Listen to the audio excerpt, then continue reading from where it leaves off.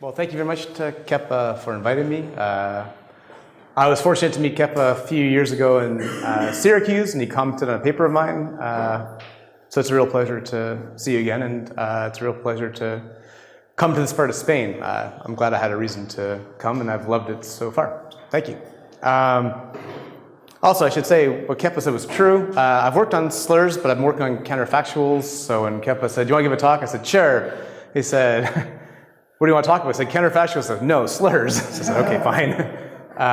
It's not really my area of expertise, just to warn you. I don't know the literature as well as some of the people who are like publishing at a furious rate on slurs. So I'll do my best to give what I think of as a biased overview of the literature, because I have a view on how these go. So somebody else giving you an introduction might emphasize different things.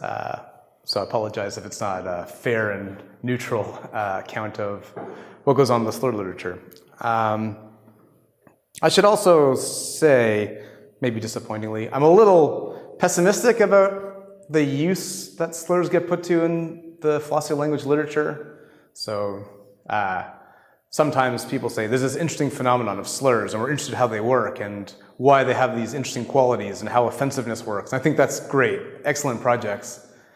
Other times people say, we have all this understanding of the machinery of philosophy of language, conventional implicatures and presuppositions and post-suppositions, and slurs are a great way to test these mechanisms out and how they work. And I think it's a terrible approach because it's a really difficult case as opposed to a clear case. So using a hard case to test machinery you're worried about doesn't seem to me to be a very good way to go. And my impression has always been people are really eager to treat slurs as a test case, so I'm not going to do that. Just to warn you, I don't think they're a great test case for it. Okay, so one place to start when you're looking for things in the philosophy of language, of course, is Frege. And Frege has this famous paper called The Thought, which I'm sure some of you have heard of before. If not, go read it, because it's an amazing but confusing paper. And Frege there is interested in semantics, and he's interested in particular in how the mechanisms of reference and information interact and how you can give an account of the semantics of a language. And he's worried because he has this logical system called the Begriffsschrift, in which he thinks everything is perfectly clear. It has no real pragmatics to it, other than to use it for proof. But he thinks there's all sorts of cases in natural language where something besides pure information or pure derivation is going on. And so there's a quote translated, of course, from the German, from The Thought, and Frege says, "An indicative sentence often contains..." Oh, by the way, I know that I don't speak Basque or Castilian, and I know I speak very quickly. And I just had some coffee, which means I'll speak even. So I won't be offended at all. A, if you tell me to slow down, please do, because I can never tell myself. And B, if you want to stop for a question, I'm happy to take any questions that you want. So don't feel shy or embarrassed to say, "Can I ask a question?" or "I don't understand what you just said," or "slow down," or whatever. Okay, Frege. An indicative sentence often contains, as well as a thought and the assertion, a third component over which the assertion does not extend. This is often said to act on the feelings, the mood of the hearer, or to arouse his imagination. Words like "alas," these are quotes, "alas" and "thank God" belong here. So he's worried about if I say, "John hasn't come to the party," or if I say, "Alas, John hasn't come to the party," it's pretty clear that I'm going to get different information across to you. But he's very convinced that the presence or absence of "alas" doesn't alter what he thinks of as the thought or the assertion being made. So why not? I mean, if sort of prima facie way to do philosophy of language is think, if two sentences, one asserted, give different information, then you should think they mean different things. But he's very eager to separate out what he thinks of as the contribution of "alas" from sentences without it.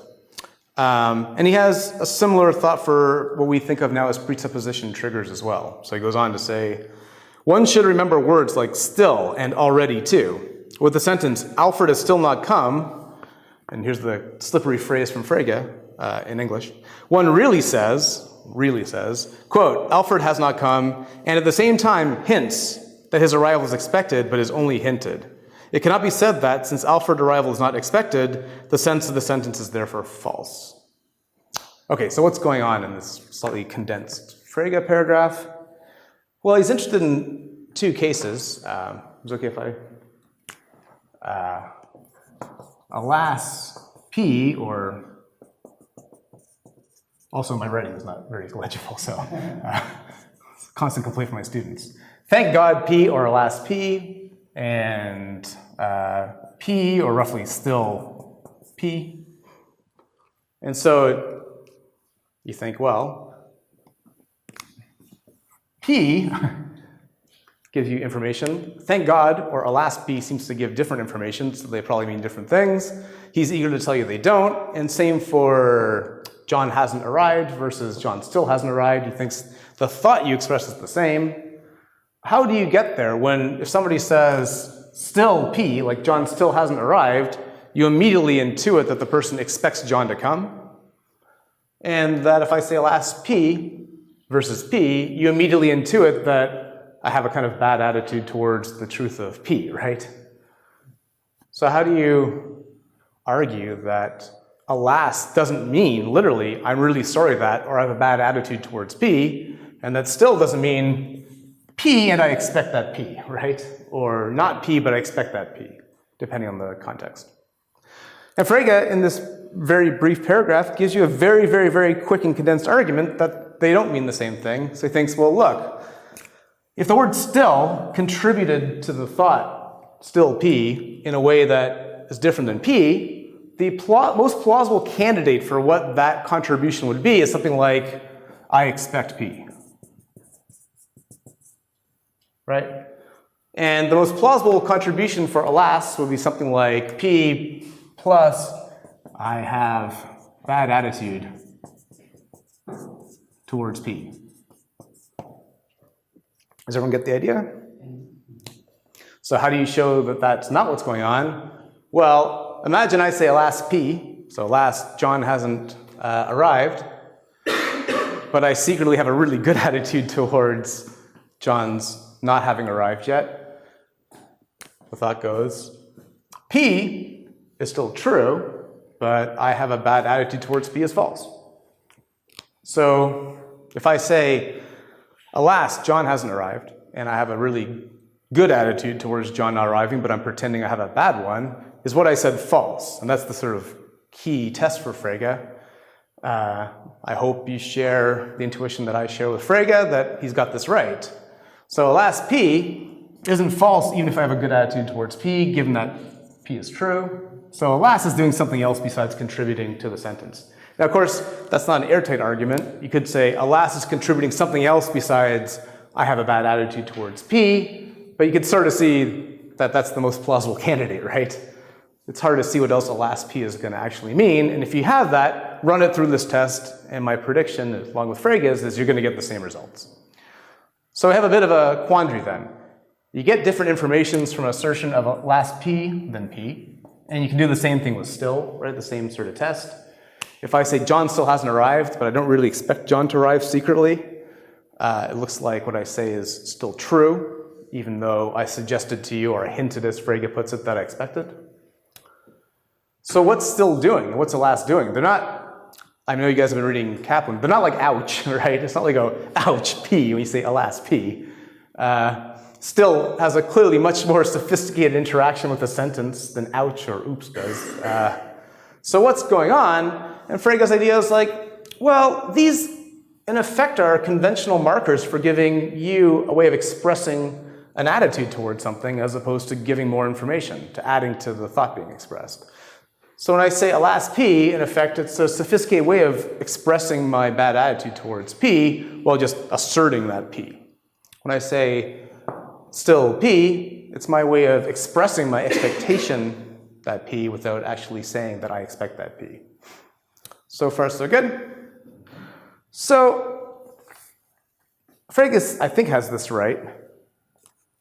And what this tells you is your approach to how to figure out what's part of what Frege's thing is the thought, or sometimes gets called the proposition, and all this terminology is controversial, so I'm going to try to skid over some of the controversies of what propositions are, or how sentences express them, etc., etc.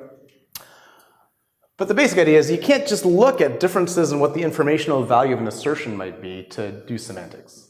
To do semantics, if you think Frege has this right, you have to divide up the labor between what's things like still or last that seem to hint at something or express an attitude versus what seems to be contributing to the relevant thought being expressed. So far, so good? Well, ever since then, people have been always eager to figure out, are there other cases like this where something that looks on the face of it like it's contributing in the normal way to a sentence's composition, like John still hasn't arrived, looks on the face of it like still is just combining with arrive to give you a more complex property, and Frege is telling you it's not. Last looks like it's an operator being attached to a sentence that would give you a more complex meaning, but it's not if Frege is right. People started looking for all these other cases where you can find something similar. And a whole long history of this. People thought maybe, murder is bad. It's really just a complex way of hinting at my bad attitude, or the right, I think, attitude, but a bad attitude towards murdering. So it's really, I'm like expressing that murder. Whereas murder is, or charity is good, is more like my endorsing charity instead of saying charity is the following property, being good. And there's been no end to the list, and whenever people find something like this, get really excited, and the literature turned towards slurs a while back. And slurs are an interesting case. Why?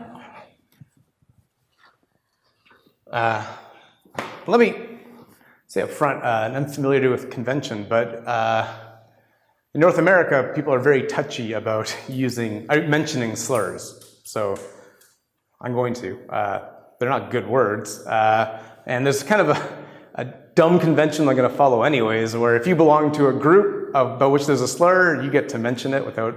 So I'm Jewish. I know I don't look because I'm blonde, etc. But believe me, so there's this term kike, which is an unfortunate long history of being applied to Jewish people. I'll use that as my sort of test case, and you can't get mad because my convention says I can, I guess.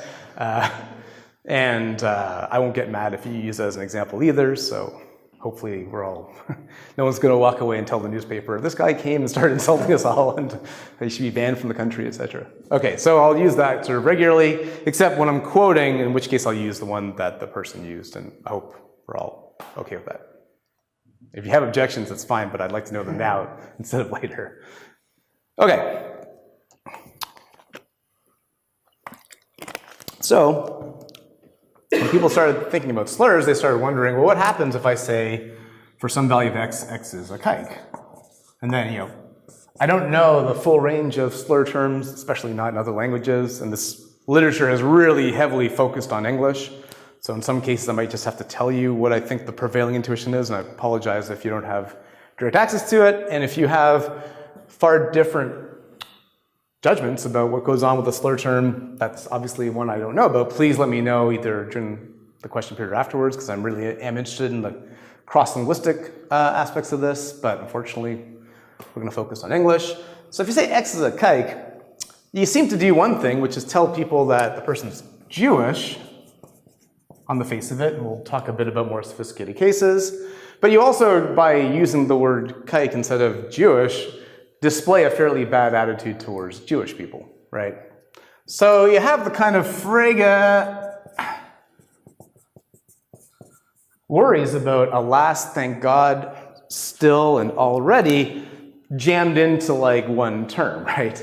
It's got the kind of like, when I use it, look like I'm telling you pretty clearly that I have a bad attitude towards Jewish people. At the same time, I am telling you that the person's Jewish. It looks like it combines with X, it's a real predicate. It tells you something about X, it's a predication about X. And so it looks like you have the Frege data kind of shoved into one, and so naturally people start to get interested. What is the meaning of slur terms? In virtue of what do they have this sort of dual capacity to give information, if they do at all, and that's also a controversial issue, but at the same time display some sort of a bad attitude to hint or suggest or express the bad attitude of the speaker. And so that's sort of, at least my sort of biased historical take on how we kind of got to 1990 something, right? Where people were interested in this. Okay, any questions or? Okay, well, as far as I can tell, people had the following thought as a sort of not really carefully considered dogma, that this is to be handled in what they call pragmatically, meaning that the bad attitude part was kind of generated not by what the word kike meant, but by some other sort of means. And then the question always has been, what other sort of means are there? And over the years since Frege, philosophers of language and linguists, sometimes linguists are philosophers and philosophers are linguists, started developing the sort of semantic technology or pragmatic technology to try to give you a bunch of ways in which these kind of not directly part of the assertion stuff comes about.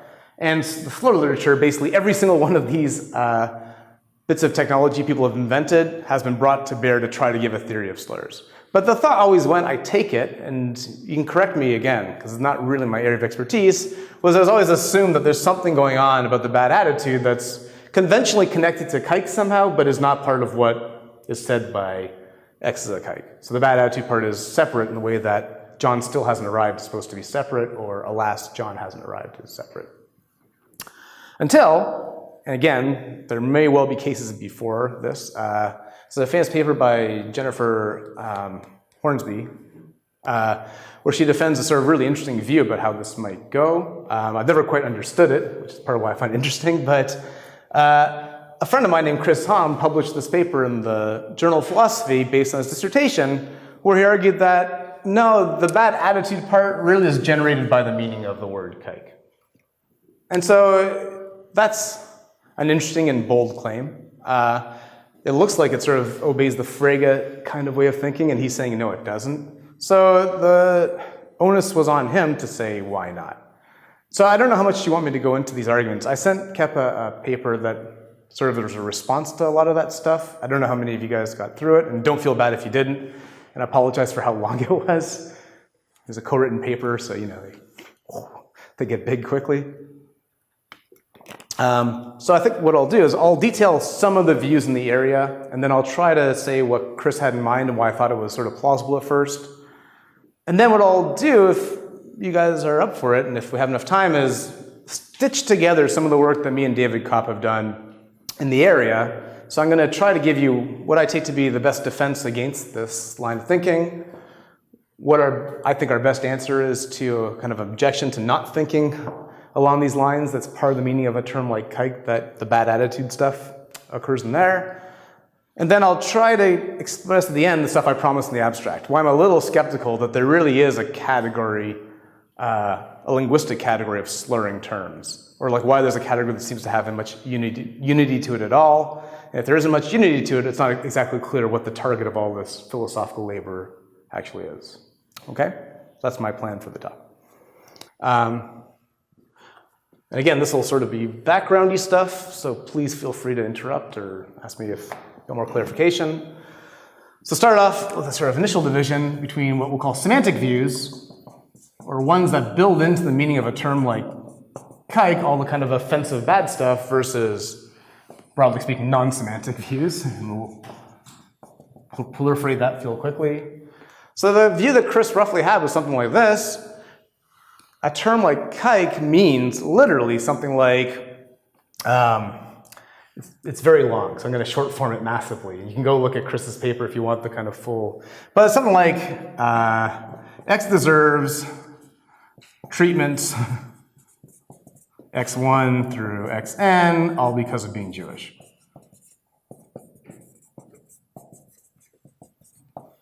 If you want the full statement of it quickly, I cut and pasted from his paper. So he has the case of chink, which is often used to derogate people from China. And this is his rough case. Ought to be subjected to higher college admission standards and so on because of being slanty-eyed and devious and so on, all because of being Chinese. So it's an extremely complex way to describe what's supposed to be going on with a predicate like. Okay. Yeah. Kite and chink are used in America for Jews and Chinese people in America, or for everyone being Jew in the world, or every Chinese person in the world? I mean, that's a focus of lots of debate, but everyone. Yeah, so you don't get not to be called this just because you're from Canada as opposed to the United States or if you live in South America. People from Israel. Yeah. Yeah, so I want to go through these and I'm going to give you a few caveats about where they do and don't apply and what things I'm going to ignore because it gets very complicated very quickly. But yeah, the general thought is this is just a bad term for Jewish people. There are other ones that are more localized, but I picked the sort of more broad ones to avoid complications. Is it the definition that deserves certain treatment? I kind of find it surprising that the definition does not X has certain characteristics, blah, blah, blah, just because he's, by being Jewish. So Yeah. he's what, deserved treatment seems to be. Chris has a long story about this in the paper.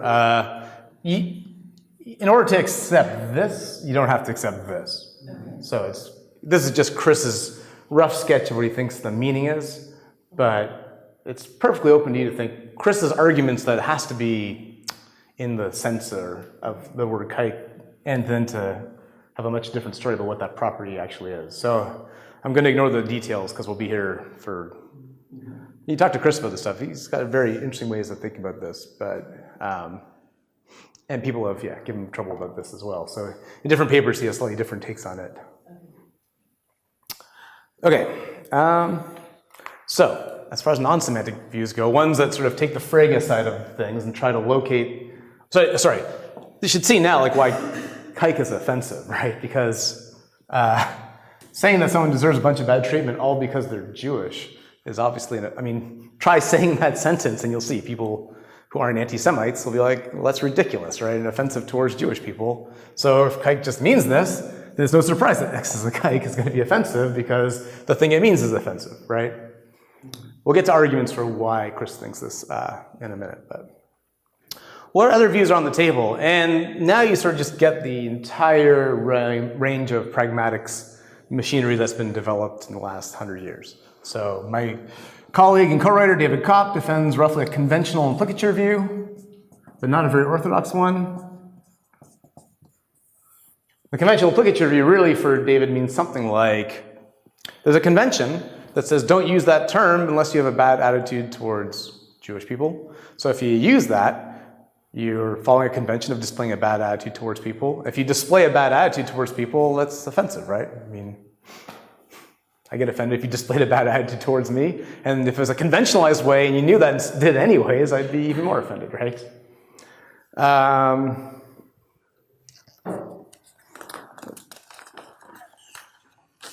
There's presuppositional views. So this is a bit like,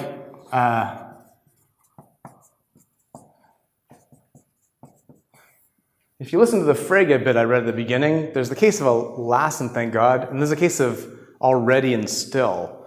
And if you sort of start thinking about them, they're actually not that alike. Why?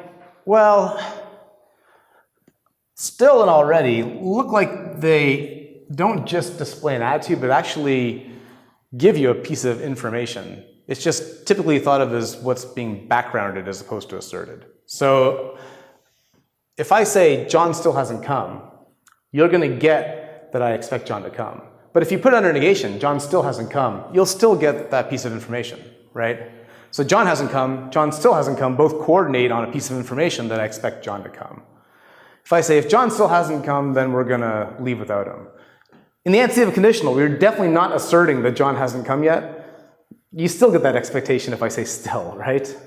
If I put in a question, has John still not arrived? You get from that question. So it looks like still, unlike alas, there's this kind of interesting range of contexts in which you're going to get the associated hinted at information that Frege talks about. And so the conventional implicature is a lot more like what Frege thinks about alas. It's kind of like, bad attitude. I'm expressing it when I say this word, kike.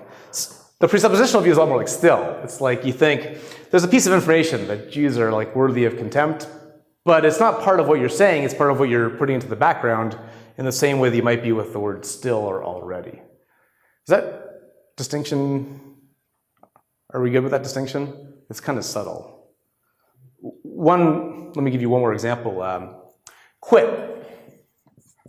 So if I say John, or make fun of Keppa, Keppa quit smoking, which I'm sure is true despite what I thought.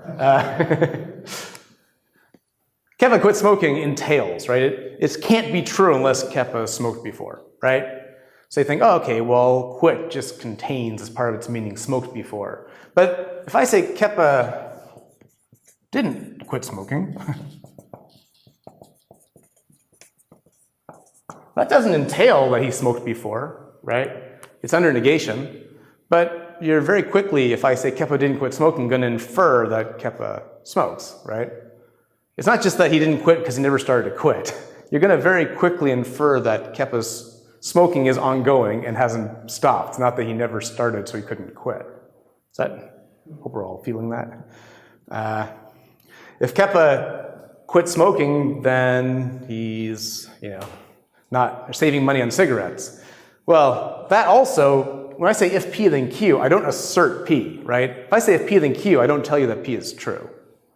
But if I say if Keppa quit smoking, then he's saving money on cigarettes, you're going to immediately infer from that he smokes, right? Or used to smoke.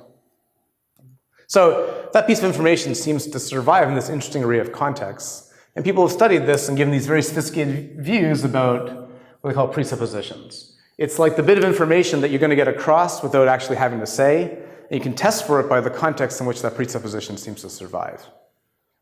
Hoping everyone gets the sort of feel for that. And so you might think that the sort of bad stuff about Jews expressed by Kite isn't part of what you assert when you say the sentence. It's not part of the sentence, but it is a presupposition, just like Keppa didn't quit smoking has the presupposition that he smokes, not that he just never undertook the act of quitting, which is compatible with never having smoked.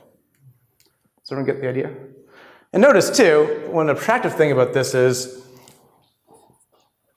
we engage in what they call presupposition cancellation often. So I can say, Keppa didn't quit smoking because he never started. And that's not a contradiction. That's basically saying, here's an irregular way in which I'm telling you Keppa didn't quit smoking. Don't take the hint embedded in the sentence seriously, right? Which will be valuable for later. Following that, we have, and again, I'm not going to be able to exhaustively go through all the views or the sub-views within the views. There's a range of views known as prohibition views.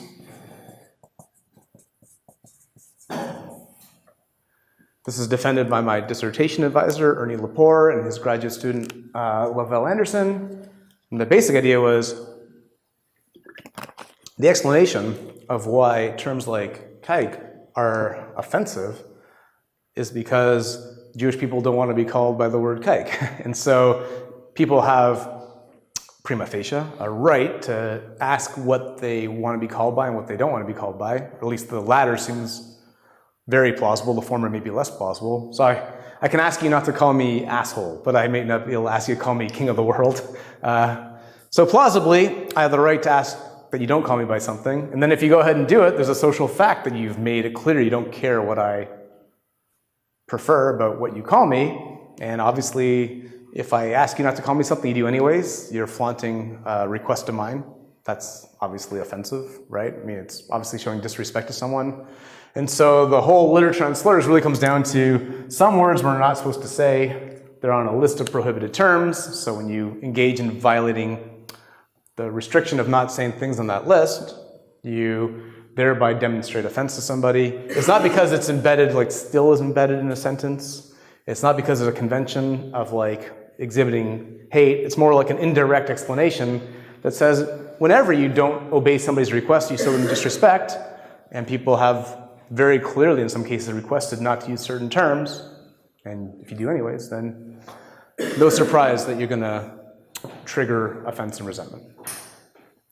Last view, recently defended by a friend of mine in a really interesting paper with some other co-authors named Justina Diaz-Legaspe. I figure I should mention a Spanish speaker writing English. It was a register view. Has anyone ever heard of register as a linguistic category? So you're extremely familiar with the phenomenon, I'm sure. I wish I had examples in Basque or in Spanish or in Castellano, but here's the idea. If you're in a lab studying rabbits, there's something kind of macabre, especially if you have to put them to sleep for tests. The same very macabre was saying, here's the bunny, right? Bunny is like a cute way of referring to rabbits in North America. On the other hand, if you're giving a kid like a pet rabbit or like a toy rabbit, it's pretty weird to call it a rabbit, or by its like species name. What's the species name of rabbits? Somebody know? I used to. Well, you know, if you broke up like a Latin term for a rabbit and you say, here you are, it's a Lapine something, it'd be weird. Why? Well, because basically we have ways of talking to people when we're doing serious things. We have ways of talking to people when we're not doing serious things. We have ways of talking to people when we're showing them respect or when we're being casual, right? I'm sure, you know, the usted and tu is a case of this, right? You pick. I mean, it's the same referent if I say the person you're speaking to, but you show respect or familiarity in effect by, is that right? I've been trying to use it. I'm not sure I'm getting it right, so I hope so. But in French, you have tu and vous, which I know more completely. You know, you show respect for position, or you show, it'd be weird if you called your friends vous, like be like distancing them. So this all gets chalked up to what's known as register. You can think there's sort of like high, low registers, how some people think of it. There's formal versus informal register. And so one thought is maybe we have this aspect of register that's primitive, and it's plus or minus derogatory. And the hinting of Frege suggests that applied to things like kike is that kike has a register. It's something like plus vulgar, because it's not a polite way to speak, and plus derogatory. And you only use plus derogatory things. I should say I'm a little worried about this view because in a way it looks like you're just giving, I mean, this is not a nice thing to say about my friend's view, and she has many interesting responses, but you worry that you're just relabeling the issue. Like, why is it derogatory? Oh, because it's labeled plus derogatory. So I'll let her defend herself if you guys are interested. But it's a going view on the table, and this doesn't exactly exhaust the field, but you can sort of see what's happened here. You look at the phenomenon of offensiveness, and then you think, well, how do you handle this? A natural thing to say is it's built into the meaning, but if you've read your Frege and you think I have to be a little more careful, here are a whole bunch of other options. And the state of the field right now is to sort of fight over which of these options can get a kind of foothold, which one's in better shape. So far, so good? Okay. So that's sort of the background-y part of this. If you have any questions, please. Okay, so why would you, given that you've read your Frege, and given that like this seems to be like emotionally charged, why would you think ever that a term like kike or chink, etc., have the offensive qualities built in as part of the meaning, as part of the truth conditions or informational conditions or whatever you think the basic semantic type is when it comes to sentences? And Chris gave these really interesting arguments. So Chris wasn't just saying, here's a view I can defend in a dissertation, which for the grad students is not the worst thing in the world to do. You know, you need to have a dissertation, there's views, someone has to defend them. But he noticed something kind of interesting. And he gives a bunch of arguments, and I'm not going to go through all of them. The paper I sent out rehashes some of them. He sometimes says, I didn't do it fairly. I think he's wrong. So you can look at his paper as well if you want to adjudicate, but they're sort of on the right track at least. And his basic idea was, I can use another argument from Frege to show that this has to mean something different than Jewish. So how? Well, Frege famously said, you know, there's this thing, the morning star, and this thing, the evening star. Do you guys know this case? Is this good? So, you know, you see this shiny object that's not even really a star in the morning, and you see it in the evening, but you don't realize that it's the same star twice over. And so, you know, the morning star is the morning star because you look like, yeah, that's that. And you know the evening star is the evening star. In the evening, you go, that's that. But somebody says, is the evening star the morning star? You're like, I don't know, maybe. Took like an astronomical discovery on the face of it to come to realize that the morning star is the evening star. And so, how do you show that they mean different things just because they have different reference? And the thought goes, well, try to substitute one for the other. If you see yourself getting differences in truth value, then you have reason to think they're different meanings. So let's tell you maybe a more familiar case. Does everybody know the story of Superman, the superhero? So Lois Lane believes something about Clark Kent, his alter ego, that he can't fly, right? So if Superman dresses Clark Kent, like in a suit and glasses, is like, let's go fly, jump out a window together, she'd be like, no, we'll die. But she's very confident. So she's very confident of this, and Clark Kent just is Superman. However, famously, she does believe that Superman can fly. So you have what looks like a valid argument, but has two true premises and a false conclusion. Frege thinks, well, that means that this must refer to its meaning as opposed to its reference. So the word Clark Kent must mean something different than the word Superman. And you explain why the evening star is trivial, but the evening star is the morning star is not trivial, by saying that although the reference, in that case, is the same, the meaning of the two terms are different, so you learn something different literally when you learn that the evening star is the morning star than you do when you learn that the evening star is the evening star. In fact, you don't really have to learn that the evening star is the evening star. So long as you know the evening star exists, you know that's itself, right? So using Frege to combat Frege, or applications of Frege, you thought, well, let's look and see if we can get substitutions of Jewish person, or in his case, he followed the same strategy. He's of Chinese origin, so he uses chink the same way. He figures he can't insult himself, and you can't get mad at him for using it. So you can sort of redo all these with Chinese. He says, now the context in which if you replace Jewish person with kike, you get a difference in truth value. And if you do, then you have to get a difference in meaning. If nothing else is being substituted, then you can trace it back to the piece of language being substituted for. So what are his cases?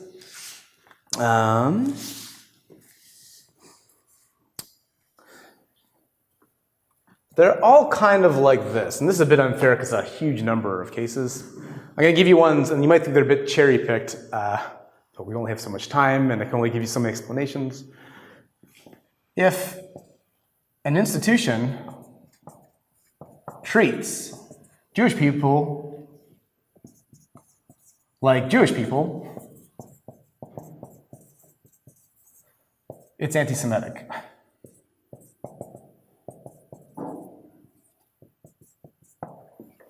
So sorry, my handwriting. If an institution treats Jewish people like Jewish people, it's anti-Semitic. I'll appeal to the crowd. That seems like it's false, right? I mean, you might think something funny is going on if I say it in the wrong tone of voice, like if I introduce Jewish people like Jewish people or something like that. But it takes a lot of scene setting to get me to express something that looks like it's not true by this. But according to Chris, if you replace Jewish people with kikes, you say if an institution treats Jewish people like kikes, then it's anti-Semitic, seems overwhelmingly plausibly true, right? And so Chris thought, well, actually, that seems right. You get a difference in truth value. What could explain it? Well, if kikes and Jewish people meant the same thing, then they'd refer to the same thing. If they refer to the same thing, then the composition would be contributing the same items. So it looks like they can't be referring to the same thing. If they don't refer to the same thing, they can't mean the same thing. Sort of a straightforward philosophy of language argument. If you like Frege's argument for the evening star and the morning star, you kind of are reproducing something like it here. Changes in truth value give you changes in reference, and changes in reference give you changes in meaning. And so Chris started sort of line of research that said maybe the tradition to treat these sort of horrible terms like alas or thank God was just wrong-headed. And we can show on sort of normal semantic grounds by embedding the terms and then substituting that things have gone wrong. And he has a bunch of other cases, like if I think that Jewish people, am I anti-Semitic? No, but replace the second instance with kikes, and it looks like I think Jewish people are kikes, they're anti-Semitic. Definitely true. Okay, I feel bad this is recorded someday. And so, in a way, if you look at this and you take it seriously, you think, oh, well, that whole line of research is moribund, because it's all treating intentionally the offensive character of a term like kike is not part of the semantic composition. And so since this indicates that it is part of the semantic composition, things have gone off the rails. So you're screwed, right? Like, why is David Kopp, my colleague, why am I not telling him stop defending this view because he must be wrong because Chris just showed you by a substitution test that it's really ingrained in the meaning as opposed to in the pragmatics. And that's exactly the sort of test that we appealed to covertly with Frege. We said alas P versus P, there should be a difference that we notice by substituting or taking out alas, but you don't notice one. You only notice this kind of hinting difference, as Frege argued, and so you lose, right? Well, the story doesn't end there. But if there's any questions about it, I'm happy to. One other argument that Hom gives. Oh, yeah, sorry. Do you think this is the strongest case for Skit? I think so. If you think there's a stronger one, I'm more than happy to hear it. He had one other argument I thought was interesting, and this is from Kaplan's Ouch and Oops, which I know you guys have been reading, right? If I say, Kaplan got an award, and then I say, that bastard Kaplan or something like that got an award. You can infer Kaplan got an award from that bastard Kaplan got an award, right? Because that bastard Kaplan can't get an award, though Kaplan getting an award, but the opposite one looks like sort of dubious, right? And I don't like the way that Kaplan puts it, but here's the sort of, I think, neutral way to put it. You'll be uninclined if you like Kaplan to say this on the basis of accepting this, right? Whether or not that's invalidity, I think, is a separate question. But Chris plays on this kind of argument as well. So he's like, the Jewish guy in my office got an award.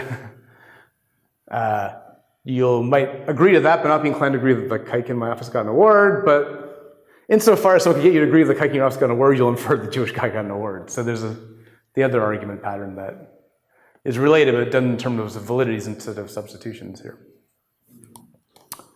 Okay.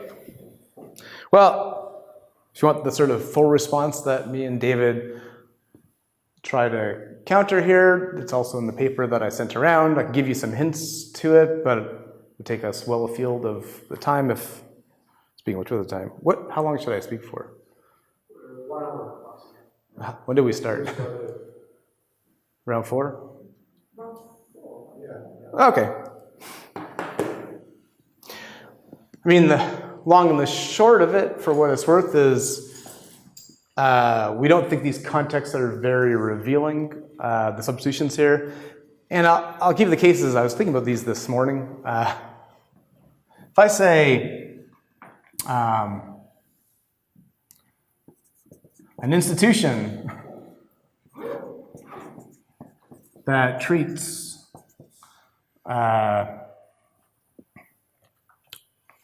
actually, let me give 1 second to think of a slightly better case. I was told to say that there was a death of a father of some of my examples all unfortunately involve death, so I'm wishing I had picked other ones. But roughly speaking, if I say something like, if an institution treats your idea, like it threw the baby with the bathwater, it's ignoring you. But if an institution treats your idea by not taking seriously the good parts of it, then it's ignoring you. You get very similar differences between the two. And unfortunately in English, we have this phrase for dying called kick the bucket. Has anyone ever heard this? You're going to get exactly the same. So am I flippant if I think that someone died? Well, no. But if you flip into someone, you're going to get exactly. And so what you start to learn is, if I think that, or if an institution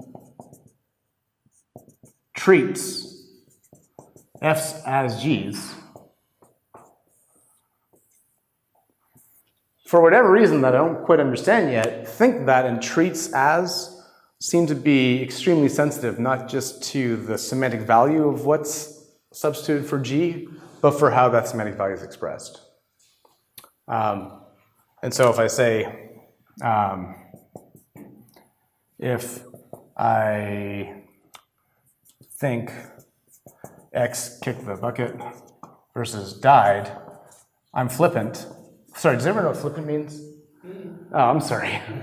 Flippant means like you have a careless attitude towards something or a kind of jokey attitude towards it. So if you say, there's an earthquake in this part of the country and I kind of brush it off, I'm being flippant. So if I say, if I think that so-and-so and the way of expressing died is kick the bucket, I'm being flippant. It's true, right? Because it's sensitive to using the idiom kick the bucket as opposed to the more respectful died. And you're going to reproduce all these patterns throughout all of Chris's evidence. And so David and I became very suspicious that these cases were very revealing.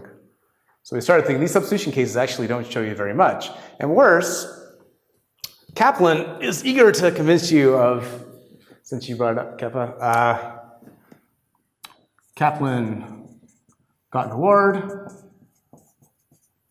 I'm going to take that Kite Kaplan, because he's Jewish too, got an award. I'll infer one from the other, but not vice versa. You guys got this part of the Kaplan paper yet? Okay. So Kaplan's interested in it looks like this direction is bad, but this direction is valid. But if you think of the views on hand, if you think that these express a bad attitude towards Kaplan, it's not so surprising you'll be hesitant to actually make the inference, right? So imagine we just stipulate there's a term, hashtag. And hashtag is, by stipulation, a term that syntactically composes with other parts of the sentence, but expresses your bad attitude. So it's like designed to express your bad attitude. So just to practice, if I say that hashtag John is here, I think I've managed to teach you a piece of vocabulary. It's true if and only if John is here, but it displays my bad attitude. Well, if you like John, you're going to be extremely hesitant to draw the inference from John is here to that hashtag John is here, right? Why? Well, because drawing this inference, this form of language, in effect, is designed to hint a la Frege that you don't like John. But of course, you're not going to infer that if you do. Notice that this becomes like a fine inference if you hate Kaplan, or if you hate Jewish people and Kaplan's Jewish, right? Yeah. So I'm very suspicious of these arguments, cards on the table. And that's why I think, while Chris is onto something interesting, there's interesting explanations about why his core cases don't really reveal what you would like them to reveal. Now that leaves a big open question semantically. Why not? Substitution should be revealing of this, so why aren't they revealing of this? Okay, does everyone get the idea? If you're impressed by these substitution tests, if you think that the kind of parity arguments I'm giving, because in effect I'm saying, if that argument was good, it would extend to this, but it's no good here for obvious reasons, so you shouldn't trust it in the first case. Because in effect I'm saying, extend the arguments to cases of register, right? Because kick the bucket is register is like as an idiom, right? It's not a polite way to say something. If you don't find those persuasive, then I think probably you should endorse and support a view like Chris's, whether or not you like the actual specification of the property. If you don't, then follow me for the rest of the talk. What can I tell you? But this leads over a question that I've always found interesting in general, and it's a question that I think the literature hasn't really come to much terms with. So I'm going to try to tell you what me and David came up with about this. It's published in a paper that got accepted, actually I'm not even sure it's out yet, but recently, and if you want a copy of it, I'd be glad to send it to you. It's also quite long, so I apologize. And here's the sort of question that I think is pervasive throughout philosophy of language, but it has an interesting application to slurs. So this is no more background stuff. This is all stuff that we've been thinking about. And consequently also, I think, much more contentious. So please feel free to push back, and I'd like to know where I'm going wrong, because no doubt I'm going wrong somewhere. Let me present you the sort of puzzle in a non-slur context and then apply it. Let's say I tell you right now, we might be in San Sebastian. Is that true or false? I want your intuitions. Is it true that we might be in San Sebastian? Oh, yours. I know yours. We are. So, Yeah, I mean, it's hard to see how the basic truth of modal logic, P, therefore possibly P, you know, I mean, it's fun to play around with systems that doesn't give you this inference, but, you know, I mean, if P is happening, it's really hard to see how it's an open epistemic possibility that it's happening. Sorry, how it's not an open epistemic possibility that's happening, right? So if I say I might be here, you should think my uttering that is very strange, but true, right? So I'm hoping I can convince you this is true. You might sort of think might has a presupposition. That presupposition requires there to be doubt. And if you have a very strong theory about semantic presuppositions, you might think maybe this is neither true nor false. But that would be to deny this, and this looks extremely obvious. So I'm going to run with it. So why is it odd to say something true? Well, it's odd to say we might be in San Sebastian because might seems to present either mine or the groups or something's view that it's an open possibility that we're in San Sebastian. But we know we're in San Sebastian, so it looks like I'm saying something much weaker than what we know to be true. If we don't know where we are, say we might be in San Sebastian, but I know where we are, I know we're in San Sebastian, it looks like I'm criticizable for like misleading you, because if I just said we might be, you think, oh, well, he said we might be, not that we are, so we might not be, right? So when I say we might be in San Sebastian, there's a hint a la Frege that we might not be there, because if I know where we are, it's pretty weird for me to say something weaker than what I could have said. So if you know where we are, you say, where are we? I say, we might be in San Sebastian. You're like, come on, I know you know where we are, right? So I'm criticizable if I say we might be in San Sebastian under the conditions that I know where we are, or the group knows where we are. And this is the paradigm of like a pragmatic Gricean explanation of why it's weird to say this, even though it's true, right? It's not like it's false, the way that Wittgenstein was sort of thinking it's neither true nor false or out of play. And you have a sort of explanation of like why this could be true, but like a weird thing to say. Similarly, if I walk up to you, and these are all these sort of Wittgenstein cases, and I say, guess what? I know I have a hand. That's a weird thing to say, right? Why is it a weird thing to say? Because you think, well, you shouldn't go around telling me what you know unless there's some reason to doubt it. But there's no reason to doubt you have a hand. Maybe if you're in epistemology class and someone's talking about evil demons or brains and vats or Descartes, but we're not. So it's weird for me to say I know I have a hand, even though probably true. We can fight about that. Okay, you get the idea. So that's a pretty good explanation. But here's what is not easy to explain. Say right now you found yourself thinking to yourself the following: I might be in San Sebastian.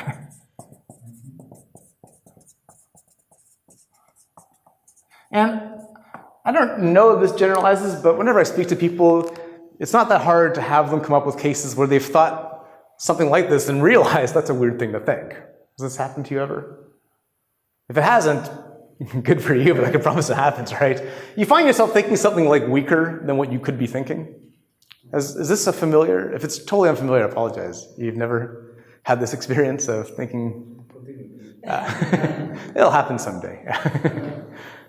I mean, it's like, you know, I remember looking outside the window one day and like seeing it was raining really hard and thinking to myself, it might be raining. And I thought, wait, it is raining. Like, that's a dumb thing to think, right? I'm hoping this has happened to all of us. And imagine it did happen to you if it hasn't. That would be a dumb thing to think. But the explanation of why it's a dumb thing to think is a bit harder to run in this case. Because if you ask me, where are we? And I know where we are and say we might be in San Sebastian, the mechanisms of conversation generate by what I didn't say that we might not be, and that either I'm not sure where we are or I'm refusing to tell you. But it's a lot harder to see this as like a conversation with yourself where you're holding something back from yourself, right? Like you don't, in the same sense, mislead yourself because you know what you know.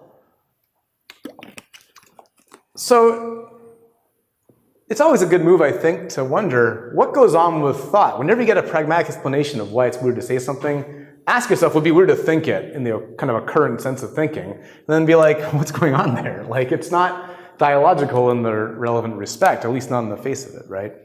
You don't get to appeal to norms of conversation with yourself. So why is this of interest here? Well, all these explanations of how slurs work that aren't like semantic views seem to require that there's some sort of pragmatic machinery involved in generating the offensive part of the slur, right? The offensive character that comes out, either by presupposition or conventional implicature, etc., etc. So now say you think to yourself, X is a kite, and overwhelmingly people will report that once in a while they have racist thoughts that they don't avow, etc., but they think them sometimes. Sometimes they only, in retrospect, realize that they're thinking. And what then accounts for the fact that this is an anti-Semitic thought, right? It's one thing to account for something being an anti-Semitic utterance. It's another thing to account for being an anti-Semitic thought. And so you might think, well, Chris is looking pretty good here. Because if the thought X is a kite means, if like the thing that you're expressing is X is Jewish and deserves horrible treatment because of being Jewish, it's pretty clear why he's had an anti-Semitic thought, because the thing means something directly offensive towards Jewish people. And the mechanisms of conversation that seem to be implicit, like register, etc., don't seem to have much to do with it when you're talking to yourself. So what do you do with this? And there's sort of two ways that one could run with this. And I don't know which is better. It's going to depend a lot on what you think your theory of thought is like. Here's one. You might think you're wrong. Thought, at least a current thought, is dialogical. I hope I'm using that word correctly. Thinking to yourself really is like a conversation with yourself. What you do when you think consciously, when you have the kind of thought run through your head, in part is make premises available for action, right?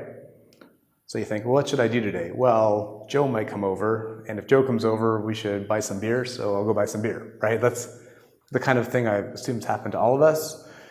And you think, well, if thought's dialogical, then it seems clear why it's bad to give yourself consciously a piece of information that's less strong than the piece of information that you have, because you'll, in the long run, have less successful.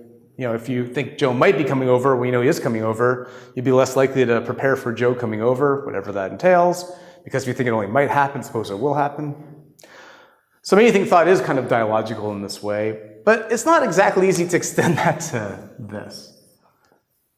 It's not directly obvious what the piece of information that's too weak, or like what goes wrong when you think it, that's either too weak or like not cooperative, or whatever the relevant sort of standard is that you want for explaining what's anti-Semitic here. So, thinking about some of this stuff, me and David wrote a second paper on this. And David got interested in what he calls ways of thinking, or what's. Ways of thinking. And I'm going to give you a sort of idea of what a way of thinking is, and it's highly related to work by John Perry. So, Keppa, you can tell me if I'm outright stealing or if it's just related. But here's the example that David came up with, and I think it's a very nice example if you know of this sort of debate. Well, two examples into one, really. One is about a vitalist versus kind of non-vitalist. Does anyone know what a vitalist is? This is a vitalist. So used to be like a going view in biology. It's not one I can answer any questions about. That life really was because you had this sort of vital element, and you die when the vital element leaves you, right? It's not much of an explanation. Yeah, thank you. Anti-vitalists think, no, there's no separate thing like the life juice or whatever. I'm sure there's more respectable theories of it. So there's a vitalist and the example does involve a non-vitalist. There's a vitalist and someone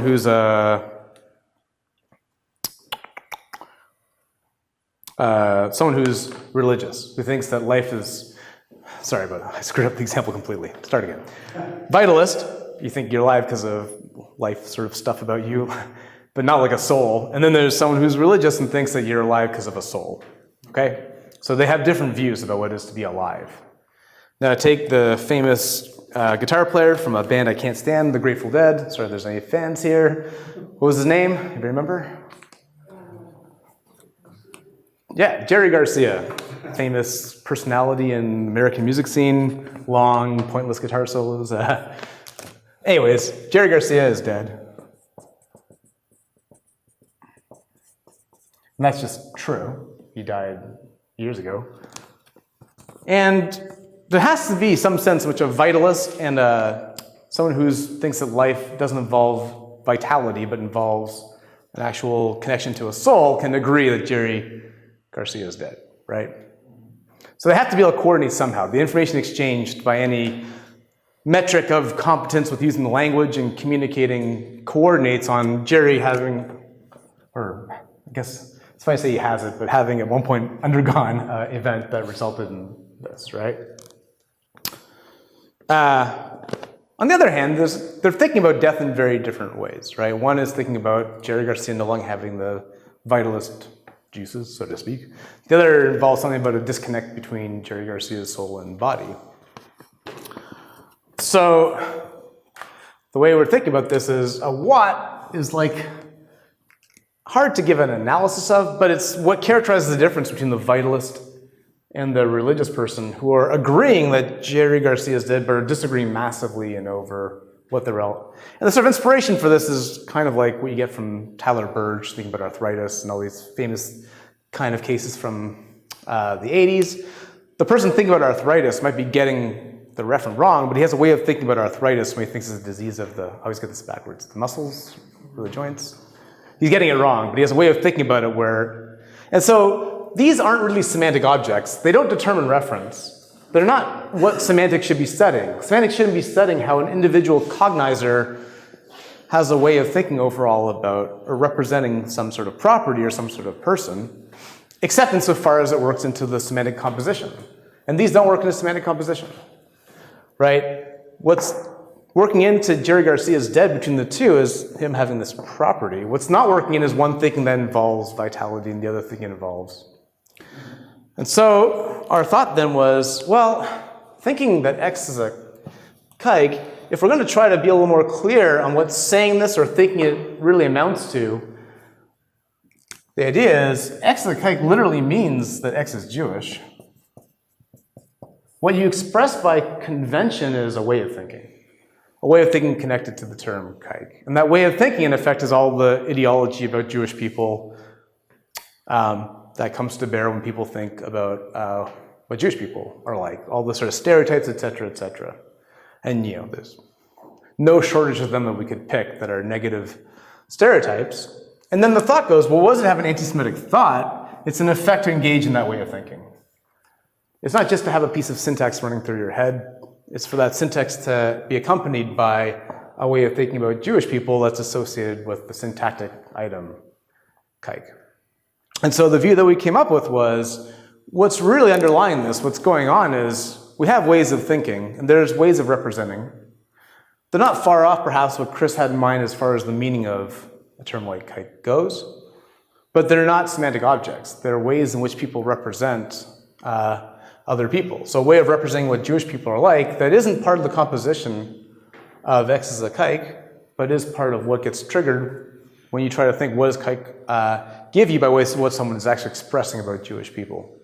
Same as if we wanted to account for what the vitalist really is trying to get across when he says that Jerry Garcia is no longer alive. He's getting across just that he's a property of no longer being alive, but if you want to sort of see it from that person's point of view, what they're kind of thinking, their belief state, if you will, involves a whole bunch of things about vitalist juices, etc., which is different than the sort of overall belief state of what a religious person who has a view about death is thinking. So the thought goes, a current thought is a matter of not just bring to bear when you think a sentence, is bring to bear your sort of way of thinking about something, and your way of thinking, oh, this is different than your way of thinking when you think like this. And that's supposed to be for us the unifying connection between the two. That was very quick, and I know like ways of thinking are like unfamiliar objects, and I've only introduced them by example. It's really difficult to get more specific because I don't think anything prevents one way of thinking involving ideologies and the other involving something like emotions, or it's something like a perspective. What we think is clear is that it's not part of the semantic composition involved. And we think that the arguments that Chris gave before that they have to be aren't right.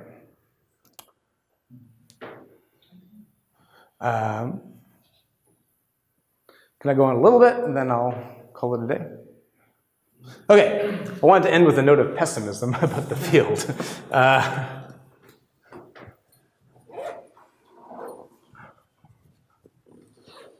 So I think there's two sources of reasons to be pessimistic, that what we're dealing when it comes to these terms is really a unified phenomenon.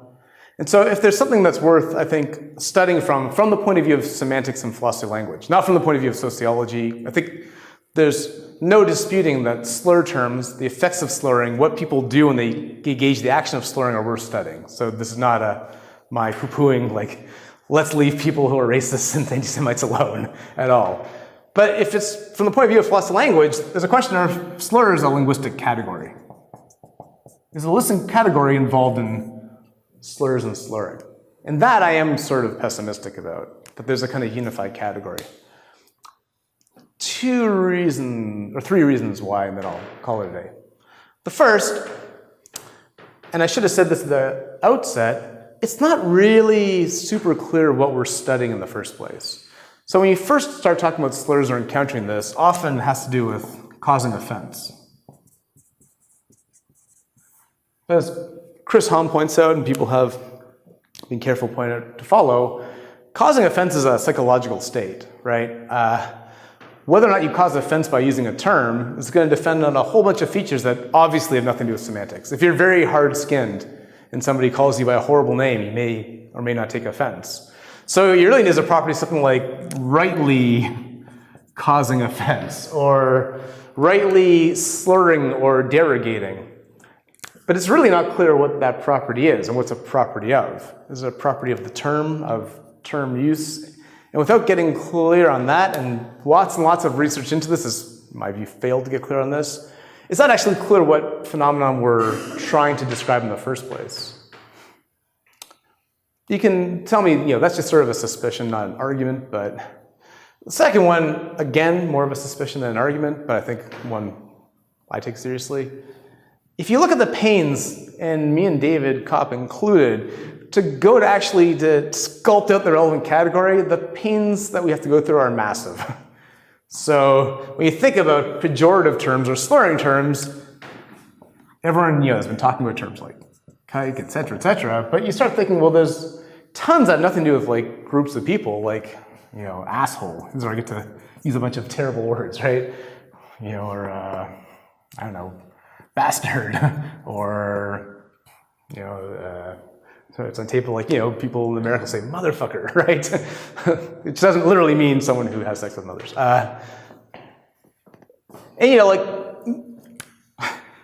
What goes for these just doesn't plausibly what goes here. Like whatever's going on, the two aren't the same, because it looks like these are like made to designate groups.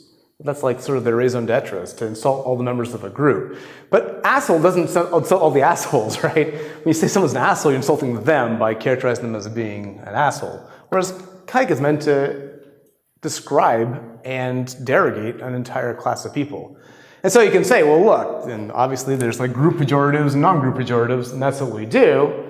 But it's not clear that that plays into a linguistic category, right? That seems to be something to do with how we choose to take words and apply them to whoever we want to apply them to. Not something that you're sort of studying is hardwired into the linguistic module or into the nature of the linguistic object that we generally study. In other words, it looks like an arbitrary labeling of a category as opposed to reflecting a kind of natural kind about the phenomenon of slurring, right?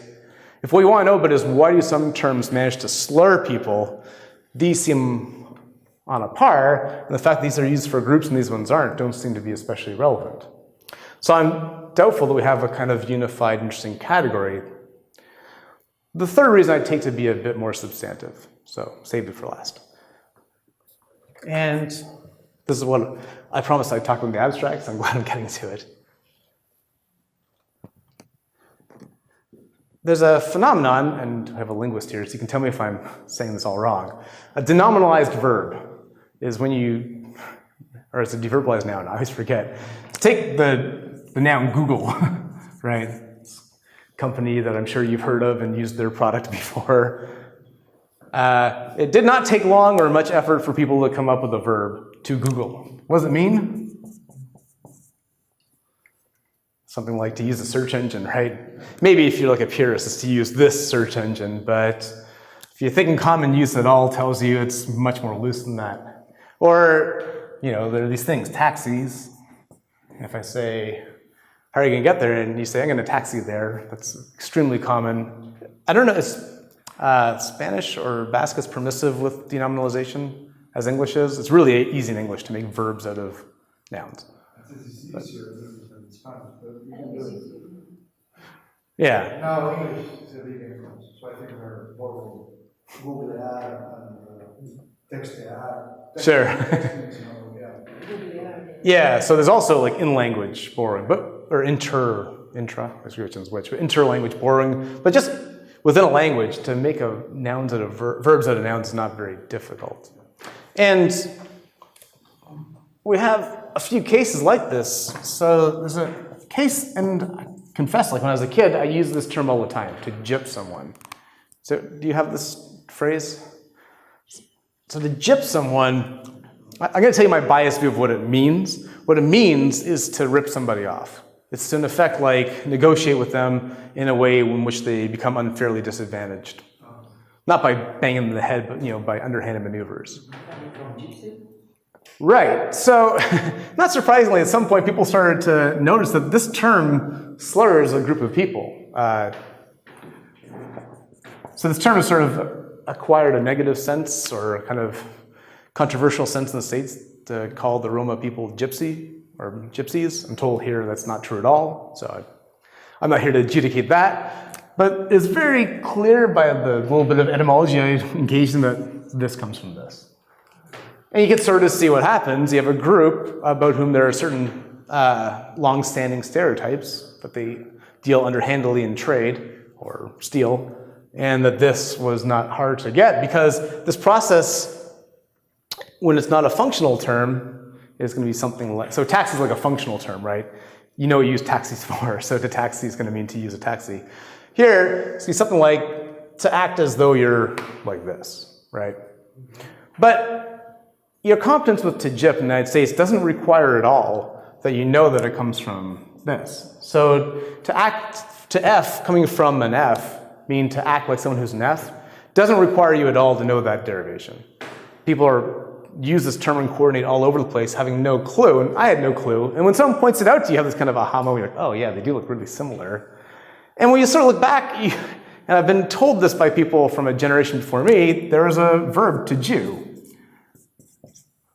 which meant something pretty similar to gyp, right? It was to deal underhandedly or to act in a cheap, I forget what the phrase is, manner towards other people.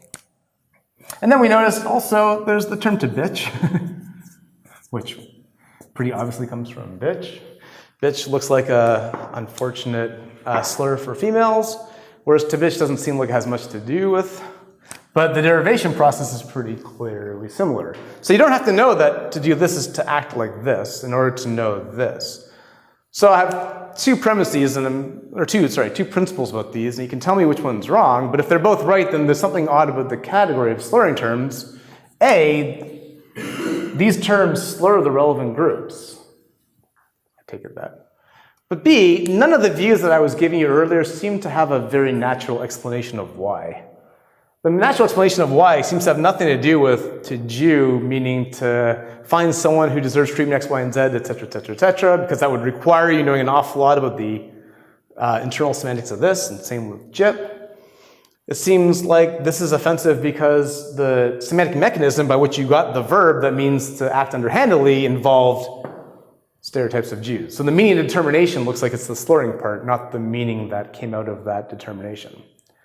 If that's right, if these are slur terms, but they don't get explained by the views that we had for nouns, there's probably a reason for that, that the nouns and the verbs are quite different in character, and the explanations are going to be quite different. But if they're both engaging in a similar sort of linguistic category of slurring, then it's odd that the explanations are going to be so incredibly diverse.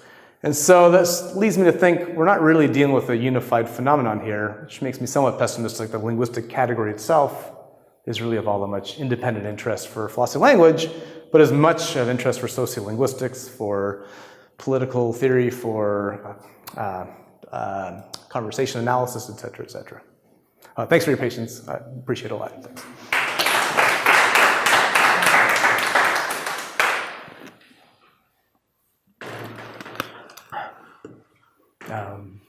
Yeah. Do you want me to take questions? Or please. My question is that, but before when you make the distinction between semantics and pragmatics view, you take that the meaning of the words are the contribution to the utterance or the truth conditional Yeah. whatever. No?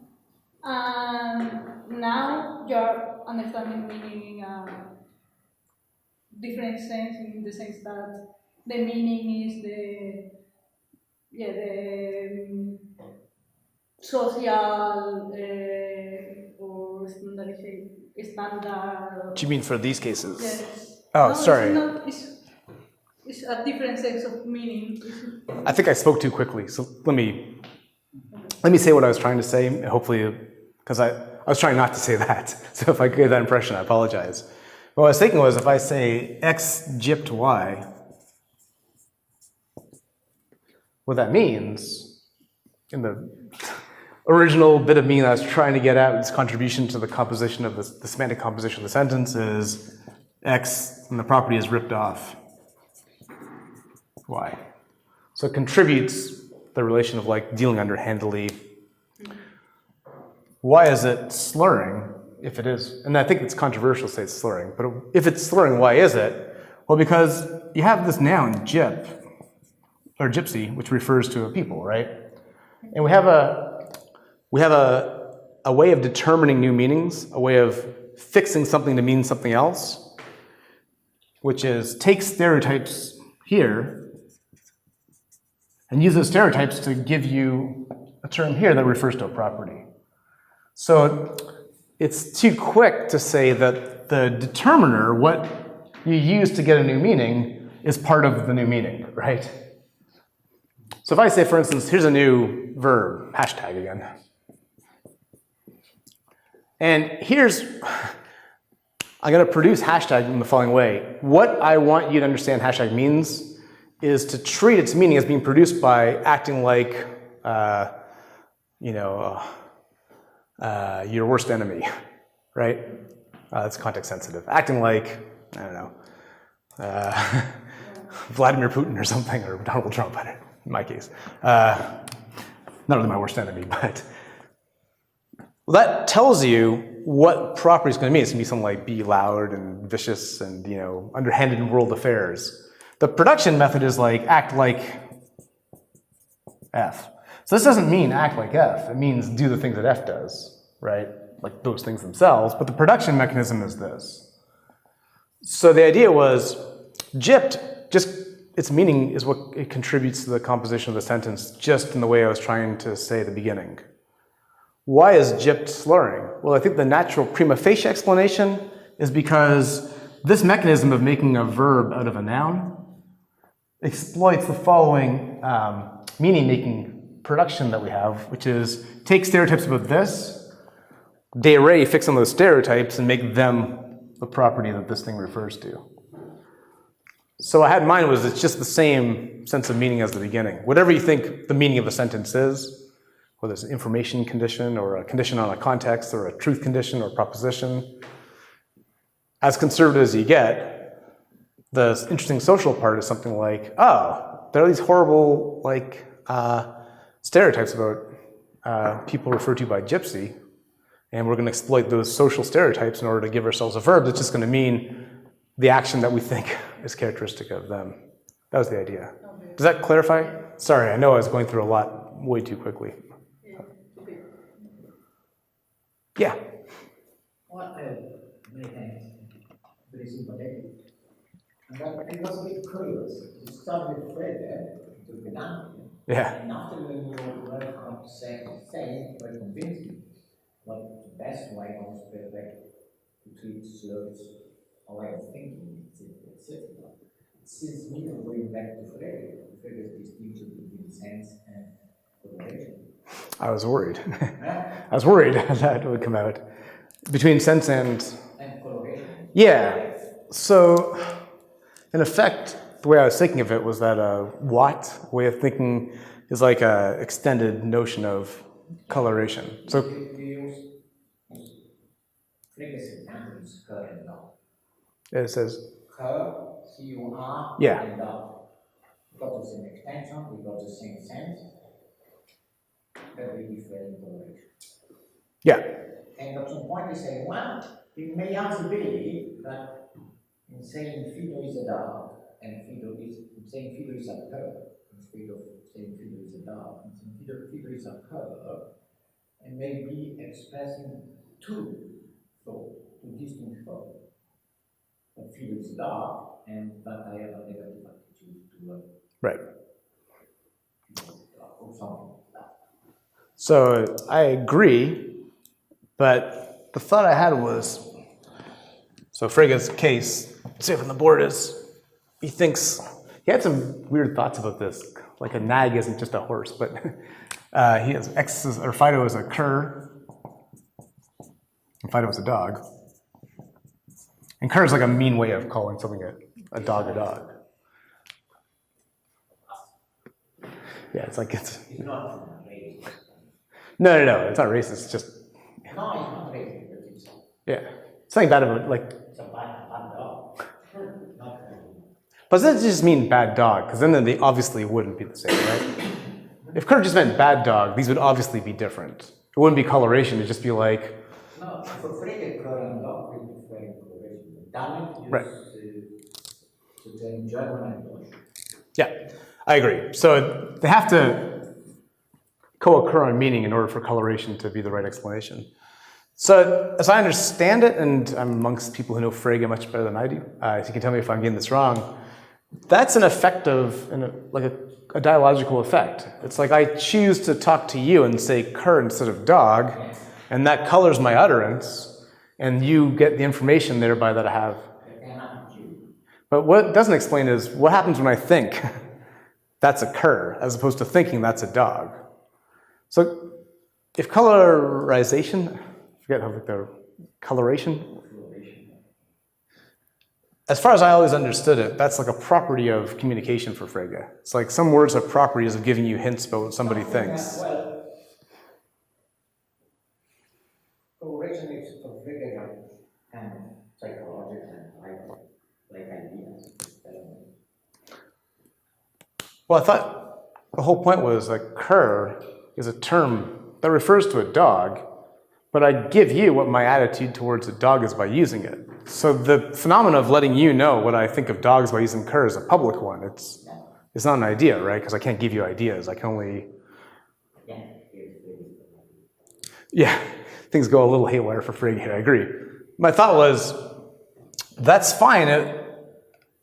Insofar as the explanation is, why is this an insulting way to talk about dogs and this one isn't, as far as using language goes? What it doesn't explain is what happens when you internalize it. So if I think to myself, X is a cur.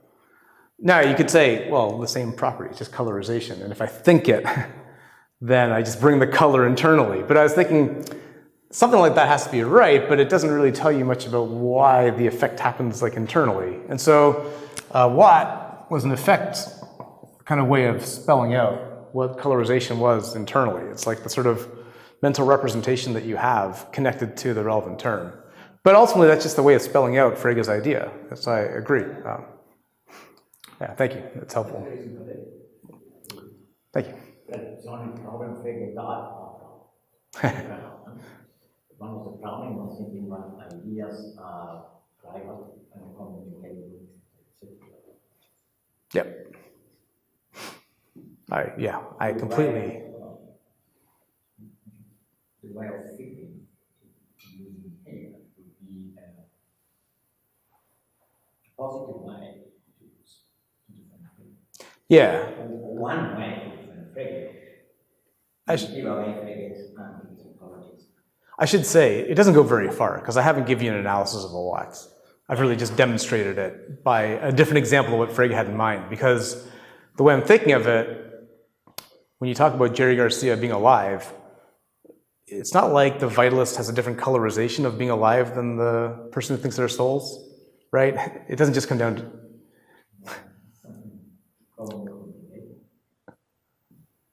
Well, it's like, I could believe that you're alive because you have a soul, and you could believe that you're alive because you have vital fluids.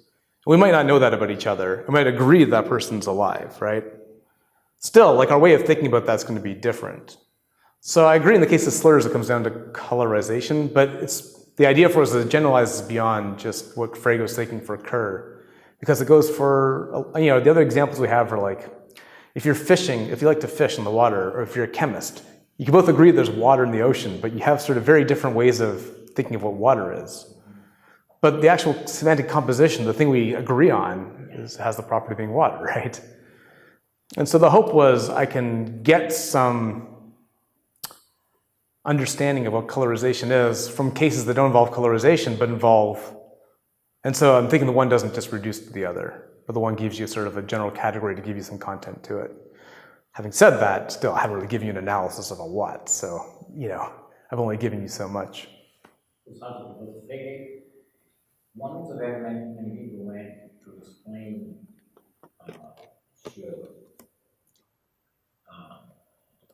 internal pragmatical is because Frege when you speak about and but, he say after sense we different conclusion. Yeah. One suggests or is at a contrast, but not. We will be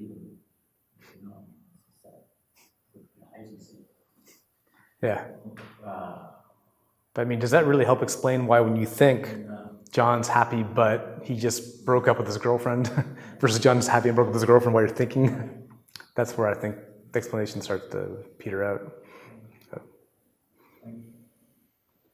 yeah. Perhaps a couple of questions. Sure. First one is about Holmes' view is semantic. I guess that, the property or the definition of the semantic meaning of Kite is empty, right? The extension is empty. In terms of reference. Like no group yeah. of people that deserve such a treatment for being Jewish. Let's hope, yeah. Right? So I think it's empty. That is bad concept, right? Well, apparently, we're starting thinking that the slur has a neutral counterpart and that they are co-extensional, but then with that treatment, the slur will be empty. Right? Yeah. So what's his answer, or what's your take on that? So wait, That's sorry. a bad consequence of his view, right? Yeah. You don't want the things they have an extension. Yeah. So this is, remember the argument we gave before. If I say if an institution treats Jewish people like Jewish people, it's anti-Semitic, presumably false. If an institution treats Jewish people like kites, it's anti-Semitic, true. And so the argument was, well, if one's true, one's false, so you're going to have to pin it on difference in reference. So he's very happy with this result. Right. Okay. So he thinks, I mean, how the construction goes is very complicated, and I think he's not very sophisticated about this. So there's a lot of work we can do on this. But his basic thought goes, yeah, nobody's a kike, because to be a kike is to exactly that, is to have this property of deserving bad treatment because you're cheap or whatever, all because you're Jewish, right? Is this sort of and he thinks, yeah, that's the right result.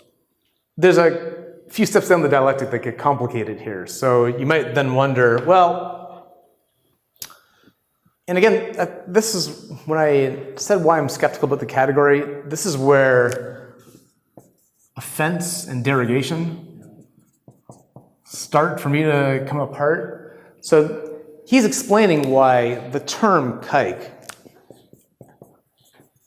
independently of whether or not people are offended by its use, so if a bunch of anti-Semites get together and use the term kike, no one in that group's going to be offended because they're anti-Semites, right?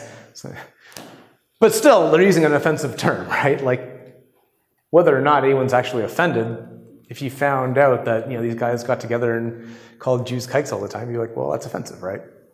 And you'd be right to do it. So that has to do with derogation independently of whether or not someone finds offense. And it explains it because that property is an offensive property, right?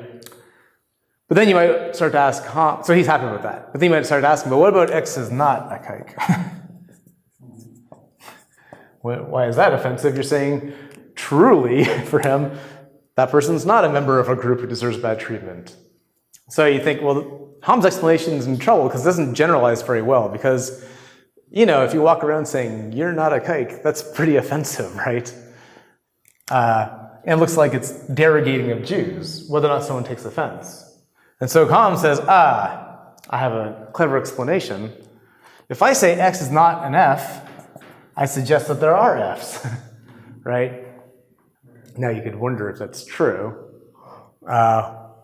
So for the Hom, the pragmatics comes out in the kind of non-positive attributions. What do you do in like the antecedent conditionals? If Joe is a kike, you shouldn't deal with him, is an offensive derogatory sentence, but you're not asserting that anybody. So for him, this consequence, the group is empty, comes on the back burner. The pragmatics comes in sort of through the back door.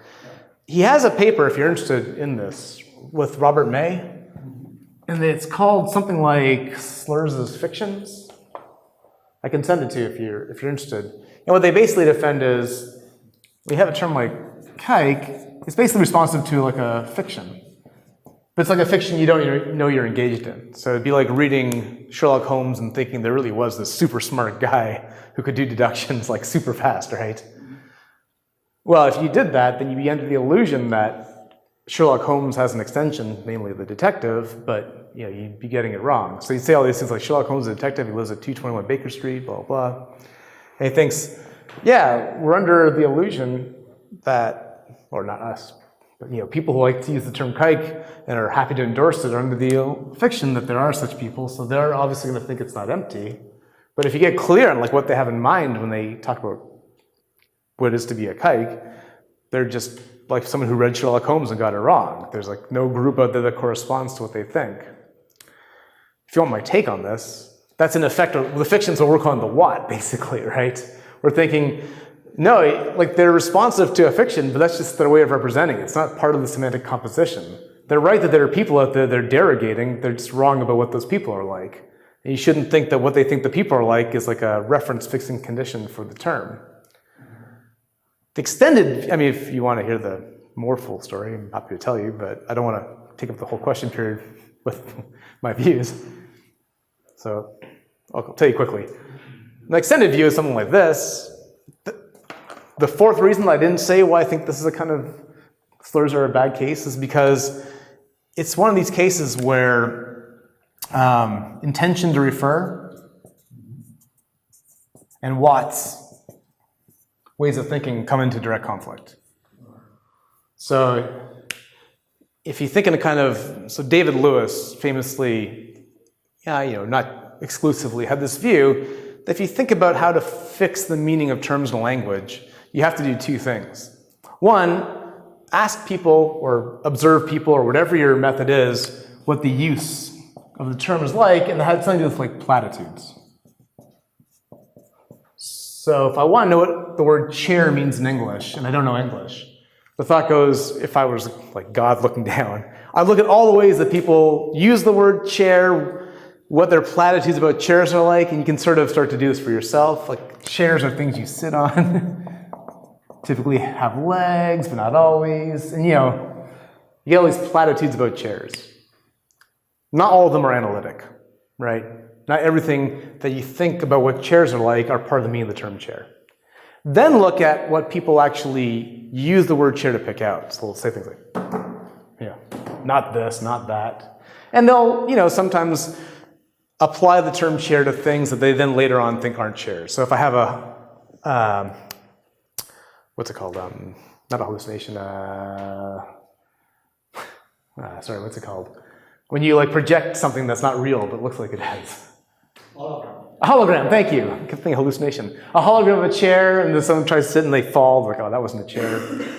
So you basically look at like something like the following. They're platitudes plus the referential intentions. And there's lots of different ways now to spell this out. And you start to notice that, like, in the case of chair, luckily, the referential intentions and the platitudes of a chair pretty much coincide. Right? You could sort of argue whether they have to have legs. You could look, but maybe it's not no legs, like a tree stump. They don't call it chair, even though you can sit on it. What seems to me to happen in these cases is they come off the rails. So it's very clear that people who use the term, say, kike, or people understand people use the term kike, are going to agree that the intention is to refer to the class of people who are Jewish. On the other hand, the platitudes, the people who endorse the term kike are like way off the rails, right? You know, it's not true that Jews are super cheap and so on and so forth, right? So what do you do in this sort of case? And I think broadly speaking, with lots of sub-options, there's three options. One, you privilege the intentions to refer. The basic thing is reference, not like thoughts about the things you're trying to refer to. And so you privilege that. And so the term kike refers to Jewish people, and all this other stuff that's platitudes is just like the way of thinking. And the determination of why that's a way of thinking is because the basic thing's what you're trying to refer to, right? That's not obvious. That's just a way you could go. Second option, privilege the way of thinking. That's basically what Ham and May do. They think it doesn't matter that these people are trying to refer to Jewish people, that for all the world they say, oh, it's like those guys, and pointing at Jewish people. Their platitudes are way off, and you privilege the platitudes, so the reference is empty. They would never put it this way, but this is my kind of diagnosis of it. A third option, maybe one that people like Lewis are a bit more open to, is it's just indeterminate. You have platitudes pulling you one way, you have referential intentions pulling you the other, and there's no good algorithm for settling it. Under those conditions where it's not clear what we should do, it's not so surprising the substitutions are hard to judge. Because if it's unclear epistemically, well, I think the indeterminacy is epistemic or metaphysical, then you should expect people to be pretty unclear about whether or not this is analytically true or not, right?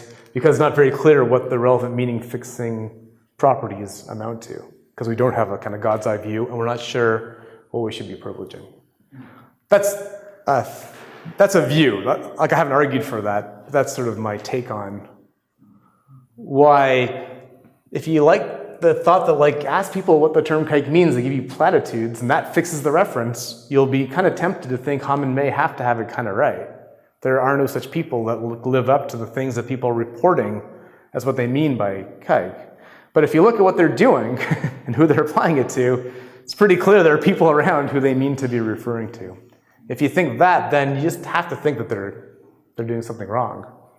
I don't know how to settle that, so I think it's another reason why this area is very difficult to tease the relevant determination properties apart. But that's for another time. Sorry, that went on longer than I meant to, but. Question and comment. So, yeah. For clarification, because here you are clear, the paper says that it takes semantics to be, as she said, contribution to the truth conditions of the ethnos. Yeah. But on the other hand, I think you accept that for being semantically competent with these kind of words, you have to know what they're meaning, right? So that this sort of whatever it is, it's encoded conventionally. Well, I think we say this. Word, right? To be fair, it's linguistically competent, not semantically competent. This boring argument about what semantics was pragmatic. Yeah. I think I would prefer to use the conventional and literature view for me to be a semantic view because it's part of the meaning of the words. Call it conventional and literature or core or whatever. Even if that's inclusive directly to the referential content of the. Is that a question or a comment? Because I disagree. But I mean, to be semantically competent with these kind of words, you have been non-semantically competent if you use kite. I agree that to be. I agree that to be linguistically competent, you have to be. But I mean, for what it's worth, I mean, that's just to reject what Frege was up to, right? I mean, think of how we started. You have P and alas P. You're not linguistically competent if you think that when people say alas P, they're not evincing a different attitude than P. That's baseline. But if you think there's something to making the distinction between the contribution of alas and the contribution of P, if you think it doesn't really matter, to be competent, you have to know that alas is like your way of expressing a bad attitude. You're just announcing, like, I don't care, Frege. Like, you've drawn the lines in the wrong spot. But I think there is something significant to what contributes to the semantic composition, whether or not that's like a, you pick your favorite semantics. Dynamic semantics will give you something like a test on the context or an update on the context or a proposition, a set of worlds. Whatever it is, I think there's something in semantics that's worth distinguishing here. Yeah, but calling me, well, I wouldn't call it pragmatic, but that's another. Yeah, I'm also happy to reformulate the terminology, but all I want to say is there's a line, there's a natural kind, I think, between what alas is doing and what P is doing. And what the combination of alas and P are doing versus the combination of P and Q are doing. And if you want to capture that, whether it's pragmatics or semantics, however you want to call it, the encoding is different. Whether or not the encoding is something that you know because of how people choose their words versus something about what the terms mean. If that's worth studying, then I'm not sure why it's worse in the case of this than the case of the last. But I'm happy all the same to agree that like there's a way in which this is like a philosopher's dilemma. If you want to study like slurring and like the horrible effects of like people going around using slurs, yeah, maybe this is not really that much interest, right? Go do some sociology of slurs, see how they came about and see how people feel when they hear them, see why people feel motivated to use them. None of that, I take it, is what the sort of fine-grained tools of philosophy language should be themselves worried with, but I don't know. So thank you very much. Thank you. Yeah, I think that was really